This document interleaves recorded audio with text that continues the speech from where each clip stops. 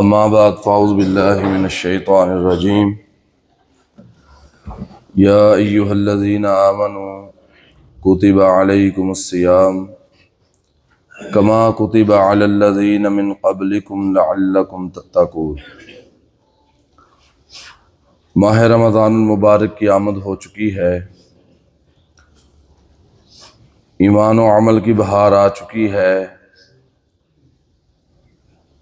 یہ ماہ مبارک ہزاروں برکتوں اور سعادتوں کو اپنے دامن میں لیے ہوئے ہم پر سایہ فگن ہے۔ ہر بندہ مومن اپنی اپنی قوت اور طاقت کے مطابق اس مبارک مہینے کی برکتوں سے فائدہ اٹھانے کی کوشش میں ہے، اور ہر ایک دوسرے سے آگے بڑھنے کی کوشش میں ہے۔ اور یہ اللہ تعالیٰ کا خاص فضل و کرم ہے کہ الحمدللہ اللہ تعالیٰ نے ایک دفعہ پھر ہم سب کو ماہ مبارک عطا فرمایا۔ اللہ تعالیٰ کا شکر ادا کرنا چاہیے کہ اللہ تعالیٰ کی خاص رحمت ہے کہ ہم صحت مند ہیں، بیمار نہیں ہیں۔ بہت سے لوگ ہیں جو بیماری کی وجہ سے اس مہینے سے فائدہ نہیں اٹھا سکتے، اور ایک شکر ہمیں یہ ادا کرنا چاہیے کہ الحمدللہ ہم آزاد ہیں، قید میں نہیں ہیں، ورنہ بہت سے بندے ایسے ہیں جو جھوٹے مقدمات کی وجہ سے جیلوں میں بند ہیں۔ اللہ تمام بیماروں کو شفا عطا فرمائے، تمام بے گناہ قیدیوں کو رہائی عطا فرمائے، اور جو پچھلے سال ہمارے ساتھ سحر و افطار کے دسترخوان پہ موجود تھے، ہمارے ساتھ نمازیں پڑھنے والے تھے، قیام اللیل کرنے والے تھے، آج وہ ہمیں نظر نہیں آ رہے، تو اللہ تعالیٰ ان کی مغفرت فرمائے۔ اللہ تعالیٰ نے بڑے ہی پیارے لقب کے ساتھ یا ایھا الذین آمنوا، اے ایمان والو، کتب علیکم الصیام، میں نے تمہارے اوپر رمضان کے روزوں کو فرض کر دیا ہے۔ یہ اللہ تعالیٰ نے بڑا پیارا لقب عطا فرمایا ہے، اور بڑے پیارے انداز کے اندر ہمیں مخاطب کرتے ہوئے حکم دیا۔ اگر کوئی دنیا کا بڑے سے بڑا چودھری، وڈیرا، صدر، وزیر، کوئی یعنی کہ چھوٹے سے چھوٹا عہدیدار بھی ہمیں نام لے کر کہنا کہ یہ کام تم نے کرنا ہے، ہم دن دیکھتے ہیں نہ رات، دھوپ دیکھتے ہیں نہ چھاؤں، نہ بارش دیکھتے ہیں نہ آندھی طوفان، بلکہ اس کام کو پورا کرنے میں لگ جاتے ہیں۔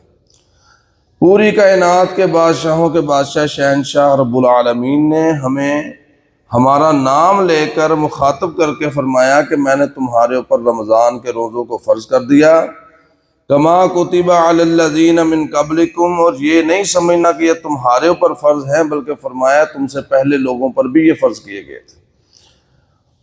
اگر ہم نے بھوکے پیاسے رہنا ہے، اپنی جائز نفسانی خواہشات سے بچ کر رہنا ہے، تو سوال یہ پیدا ہوتا ہے کہ اس کا مقصد اور فائدہ کیا ہے؟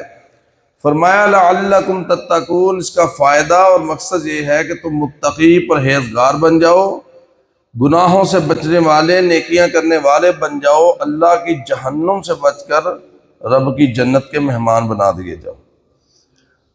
اللہ تعالیٰ نے روزے دار کو پروٹوکول عطا فرمائے ہیں، اس کو عزت عطا فرمائی ہے۔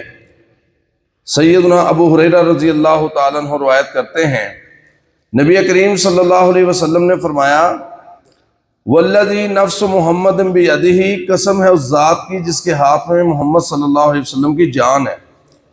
اللہ رب العالمین کے ہاں آپ کو پتہ ہے کہ جب بندہ روزہ رکھتا ہے تو افطاری سے چند لمحے قبل انسان کے منہ سے ہلکی ہلکی اسمیل آنا شروع ہو جاتی ہے۔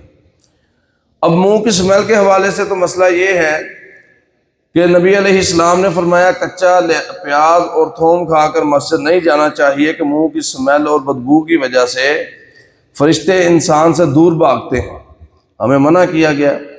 اب ہم نے روزہ رکھا ہے، ہمارے منہ سے اسمیل آ رہی ہے، اس کا کیا حل ہے؟ بندہ پریشان ہو جاتا ہے۔ اللہ کے پیارے پیغمبر صلی اللہ علیہ وسلم کی حدیث کو سنیے، اور منہ کی اسمیل ایک ایسی چیز ہے کہ ماں باپ کو اپنے بچوں کے ساتھ جتنا بھی پیار ہو وہ اس کے منہ کی اسمیل کو برداشت نہیں کرتے، اور اسی طرح انسان کے بہن بھائی، یہاں تک کہ میاں بیوی کا تعلق اللہ تعالیٰ نے بڑا پیارا اور نرالا بنایا ہے، لیکن منہ کی اسمیل کو وہ بھی برداشت نہیں کرتے۔ اللہ جی بڑی پریشانی بن گئی، منہ سے اسمیل لانا شروع ہو گئی ہے۔ تو اللہ فرماتے ہیں لَخَلُوفُ فَمِ الصَّائِمِ أَطْيَبُ عِندَ اللَّهِ يَوْمَ الْقِيَامَةِ، روزے دار کے منہ کی بدبو قیامت کے دن اللہ کے ہاں من ریح المسک، عنبر اور کستوری سے بھی زیادہ پاکیزہ ہے۔ اس قدر رب العالمین کو اپنے روزے دار بندے سے محبت ہے۔ اور اللہ نے ایک پروٹوکول یہ بھی عطا فرمایا۔ ابو ہریرہ رضی اللہ تعالیٰ عنہ فرماتے ہیں نبی علیہ السلام نے فرمایا ثلاثۃ لا يردهم دعاؤہم، تین لوگوں کی دعا وہ رد نہیں ہوتی، اللہ تعالیٰ تین لوگوں کی دعا رد نہیں کرتے۔ ان کے اندر الامام العادل، ایک ایسا حکمران ہے جو عدل و انصاف کے ساتھ حکومت کرتا ہے۔ دوسرا والصائم حتی یفطر، وہ روزے دار یہاں تک کہ وہ افطاری کر لے۔ اور فرمایا ودعوت المظلوم، اور مظلوم کی دعا رب العالمین رد نہیں کرتے۔ رمضان کا مہینہ آپ نے ماشاءاللہ روزے رکھے ہیں، جب موقع ملے زیادہ سے زیادہ اللہ سے دعا کریں، خاص طور پر افطاری سے چند لمحے قبل کی جانے والی دعا بھی اللہ رد نہیں کرتے۔ آپ پریشان ہیں، دکھی ہیں، بیمار ہیں، بے روزگار ہیں، بے اولاد ہیں، کچھ بھی ہے، مانگنا اللہ رب العالمین سے ہے تو دعا اللہ رب العالمین سے لازمی کرتے رہیں۔ دعا انسان کے لیے بہت ضروری ہے، بلکہ عبادت کا مغز ہے۔ اللہ تعالیٰ روزے دار کی دعا کو رد نہیں کرتے۔ اسی طرح پیارے پیغمبر علیہ السلام نے فرمایا فتنۃ الرجل فی اہلہ و مالہ و جارہ، انسان تین چیزوں کے اندر آزمایا جاتا ہے، تین چیزیں اس کے لیے آزمائش ہوتی ہیں، اس کا اہل و عیال، میاں بیوی بچے، اور اس کا مال و جارہ، اور اس کا ہمسایہ۔ اور جس بندے کو ہمسایہ برا مل جائے اس کے لیے بہت بڑی آزمائش ہے۔ آقا علیہ السلام فرماتے تکفرھا، ان تینوں چیزوں کا کفارہ، ان تینوں چیزوں سے بچانے والی وہ چیز کیا ہے؟ پیارے پیغمبر فرماتے ہیں الصلاۃ، پہلی چیز ہے نماز، نماز کو پابندی سے قائم رکھیں، والصیام، اور روزہ، والصدقہ، اور اپنا مال اللہ کے راستے میں خرچ کرنا انسان کو ان تینوں آزمائشوں سے محفوظ رکھتا ہے۔ اور پیارے پیغمبر صلی اللہ علیہ وسلم فرماتے ہیں کہ روزہ ایک ایسی عظیم چیز ہے، قیامت کا دن ہوگا، بڑی مشکلات کا وقت ہوگا، مشکل گھڑی ہوگی، بندے کو اس وقت کچھ سفارشی چاہیے ہوتا ہے۔ مشکل گھڑی کے اندر انسان کو سفارشی مل جائے نا تو بندے کے بڑے معاملات آسان ہو جاتے ہیں۔ آقا علیہ السلام فرماتے دو چیزیں اس کے لیے سفارش کریں گی، کون سی؟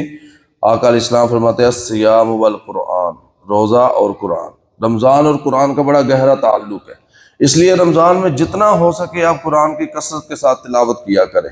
نبی علیہ السلام بھی جناب جبریل کے ساتھ دور کیا کرتے تھے۔ آقا علیہ السلام فرماتے ہیں رمضان کا روزہ آئے گا، آگر اللہ رب العالمین سے کہے گا ربی، اے میرے رب، انی منعتہ الطعام والشہوات بالنہار، اللہ میں نے اس بندے کو دن کے اندر کھانے پینے سے اور جائز نفسانی خواہشات پورے کرنے سے روکے رکھا، اللہ تیرا حکم سمجھ کے یہ بندہ رک گیا، فشفعنی فیہ، اللہ اس کے حق میں میری سفارش کو قبول فرما لے۔ قرآن بھی کہے گا منعتہ النوم باللیل، یا اللہ میں نے اس کو راتوں کو سونے نہیں دیا، یہ قیام کرتا رہا، مجھے پڑھتا رہا، تلاوتیں کرتا رہا، اس کے حق میں میری بھی سفارش کو قبول فرما۔ آقا فرماتے ہیں ان دونوں کی سفارش کو اس بندے کے حق میں قبول فرما لیا جائے گا۔ اور اسی طرح روزہ ایسی چیز ہے، آقا فرماتے ہیں من صام رمضان ایمانا واحتسابا غفر له ما تقدم من ذنبہ، جس نے ایمان کی حالت کے اندر ثواب کی نیت کے ساتھ روزوں کو رکھا، اس کے سابقہ تمام گناہ معاف کر دیے جاتے ہیں۔ اس قدر عظیم چیز ہے، یہ کوئی چھوڑنے والی چیز نہیں ہے۔ دنیا کے کاروبار کی خاطر، دنیا کے چند پیسوں کی خاطر انسان روزہ چھوڑ دیتا ہے۔ کئی لوگ تو بلا وجہ چھوڑ دیتے ہیں، جی بھوک بہت لگتی۔ اب تو ماشاءاللہ دیکھیں کتنا پیارا موسم ہے، اللہ تعالیٰ کی خاص رحمت ہے، اللہ تعالیٰ نے اپنے مومنین کے لیے، اپنے بندوں کے لیے، اپنی بندیوں کے لیے اس رمضان کے مہینے کو ٹھنڈا فرما دیا ہے۔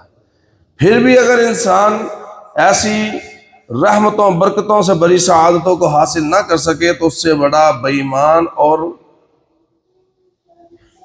بدبخت کون ہو سکتا ہے؟ آقا علیہ السلام فرماتے ہیں الصوم جنہ من النار، رمضان جہنم کی آگ سے، روزہ یہ ڈھال ہے۔ کیسی ڈھال ہے؟ فرمایا کہ جنت احدکم من القتال، جیسے تم میں سے کسی کے پاس لڑائی کے وقت ڈھال ہوتی ہے، وہ ڈھال آپ کو دشمن کے تیر سے، تلوار کے وار سے بچاتی ہے، یہ روزہ آپ کو جہنم کی آگ سے بچائے گا۔ ایسی مضبوط ڈھال ہے۔ اور پیارے پیغمبر علیہ الصلوۃ والسلام فرماتے ہیں کہ کل عمل ابن آدم یضاعف الحسنۃ بعشر امثالها الى 700 ضعف الى ما شاء اللہ، آدم کے بیٹے کی ہر نیکی، ہر اس کا نیک عمل 10 گنا سے لے کر 700 گنا تک ہے، آگے جتنا اللہ چاہے بڑھا دے، لیکن روزہ اس سے مستثنا ہے۔ رب العالمین فرماتے ہیں الا الصوم فانه لی وانا اجزی بہ، روزے کے علاوہ تمام نیکیوں کا یہ معاملہ ہے، روزہ میرے لیے ہے، اس کا اجر بھی میں خود عطا کروں گا، یعنی کہ فرشتے اس کا اجر لکھ ہی نہیں سکتے۔ اور اسی طرح آقا علیہ الصلوۃ والسلام فرماتے ہیں کہ رمضان المبارک کا روزہ یہ رکھنے والے، عام نفلی روزے رکھنے والے، یہ ایسے لوگ ہیں اللہ تعالیٰ کی جنت تیار ہو چکی ہے، اس کے اندر باغات تیار ہو چکے ہیں، اس کے اندر صحابہ کے محلات بھی تیار ہو چکے ہیں، پیارے پیغمبر علیہ السلام ان کو دیکھ چکے ہیں، آپ علیہ السلام اپنی زبان نبوت سے بیان فرما چکے ہیں، دودھ شہد پانی کی نہریں اس میں جاری ہو چکی ہیں۔ آقا فرماتے ہیں جنت کے 8 دروازے ہیں، ایک دروازے کا نام باب الریان ہے، اس دروازے سے گزارا جائے گا، قیامت کا دن ہوگا، مجمع عام لگا ہوگا، پوری انسانیت کھڑی ہوگی، ایک آواز دینے والا آواز دے گا این الصائمون، روزے دار کدھر ہیں؟ روزے دار، ان کو انعام دینے کے لیے سارے مجمع سے نکلیں گے، جا کر وہاں روزے دار باب الریان کے آگے پہنچیں گے، ایک خاص قسم کا شربت اس کی دنیا کی بھوک پیاس کو ختم کرنے کے لیے اس کو پلایا جائے گا۔ آقا علیہ السلام فرماتے ہیں وہ شربت پلا کر اس کو باب الریان سے داخل کر دیا جائے گا، رب کی جنت کا مہمان بنا دیا جائے گا۔ اور یہ پروٹوکول صرف اس کے لیے ہے، روزے دار کے علاوہ اس جنت کے دروازے کو بند کر دیا جائے گا، اس میں سے کوئی بندہ داخل نہیں ہو سکتا۔ یہ حدیث کے الفاظ ہیں۔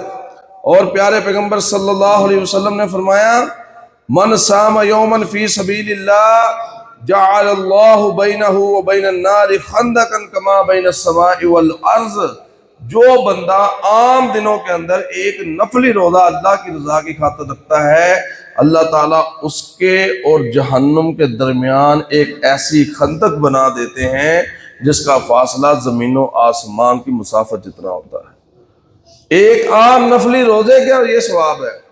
اگر کوئی بندہ رمضان کے روزوں کی پابندی کرنے والا ہو، اس کے کیا پروٹوکول اور کیا شانیں ہوں گی، اس کا تو بیان کہیں آیا ہی نہیں۔ ایک اور حدیث ہے، آقا علیہ السلام فرماتے ہیں من صام یوما فی سبیل اللہ بعد اللہ وجہہ عن النار 70 خریفا، جو بندہ اللہ کے راستے میں عام دنوں کے اندر نفلی روزہ رکھتا ہے، اللہ تعالیٰ اس کے اور جہنم کے درمیان اتنا فاصلہ کر دیتے ہیں، یعنی جہنم کو اللہ اس سے اتنا دور کر دیتے ہیں جتنا 70 سال کے سفر کی مسافت ہوتی ہے۔ 70 سال آپ سفر کریں، جتنا سفر آپ طے کر سکتے ہیں نا، اتنا دور اللہ پاک جہنم کو روزے دار بندے سے کر دیتے ہیں۔ یہ کس روزے کی فضیلت ہے؟ عام نفلی ایک روزے کی فضیلت ہے۔ اگر آپ رمضان کے روزوں کی پابندی کرتے ہیں تو اللہ تعالیٰ اس سے بھی ڈبل، اور پتہ نہیں ہم بیان نہیں کر سکتے، جب فرشتے لکھنے سے قاصر ہیں تو ہم بیان کرنے سے قاصر ہیں، اللہ وہ اجر و ثواب عطا فرمائیں گے۔ رب العالمین ہمیں یہ سعادتیں حاصل کرنے کی توفیق نصیب فرمائے۔ وآخر دعوانا ان الحمد للہ۔